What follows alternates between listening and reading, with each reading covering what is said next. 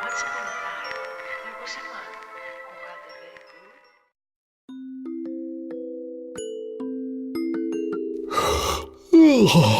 good... Insomnia.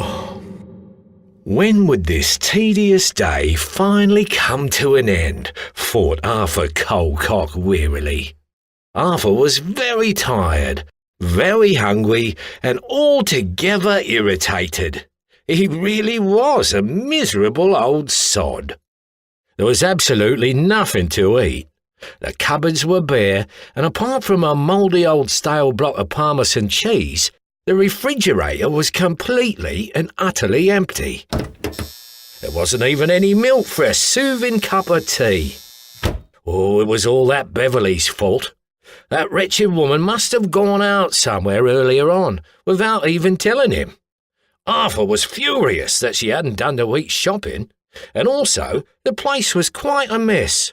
Oh, yes, it's all her fault, he seethed.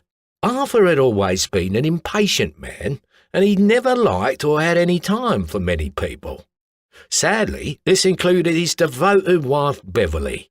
Deep down inside, Arthur knew that if it hadn't been for everybody else always getting in the bleeding way of things, he would have been quite successful, and indeed very, very happy. Other people, yes, they were the problem. Arthur trudged around his untidy and empty little house when he suddenly realised that he craved a cigarette.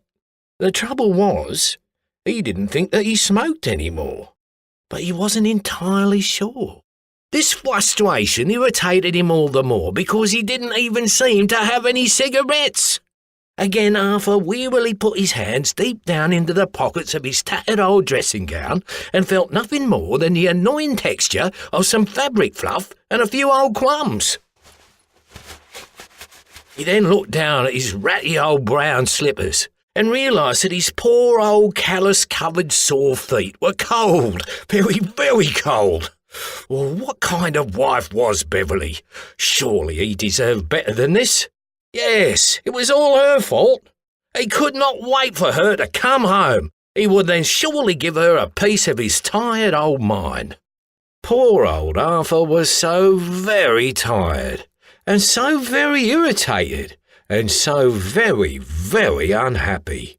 If only he could sleep, but for some reason he just couldn't seem to. It felt like he'd been awake for days. You see, this was actually, and very sadly, Arthur's own personal hell.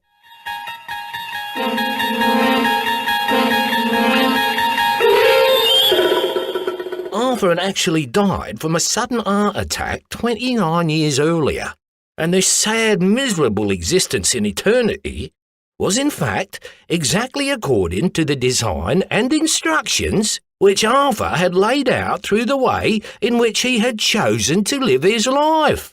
So do be careful what you wish for, 'cause it might just come true.